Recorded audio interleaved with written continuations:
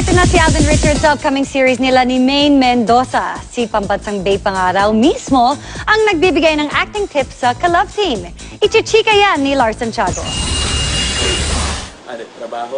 Ngayong ginagawa na ni Alden Richards ang primetime soap nila ni Maine Mendoza na Destined to be Yours. Sobra ang pasasalamat ng aktor.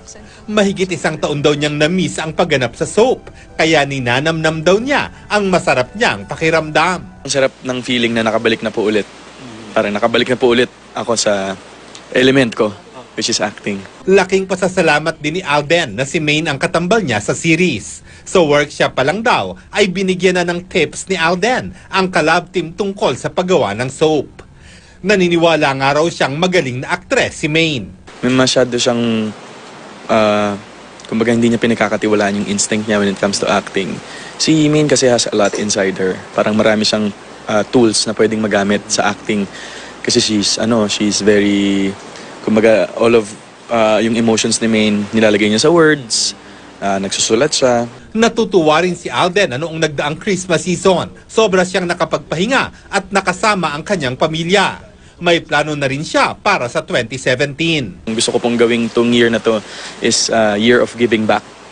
Kasi 2016 po is punong-puno po ng blessing. So parang gusto ko po this 2017, puro balik naman natin kay Lord yung binigay.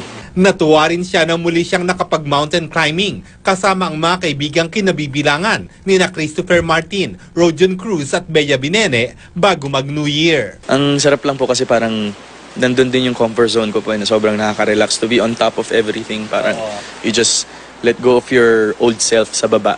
Iba ka muna sa taas and just appreciate nature and thank God for giving you such views.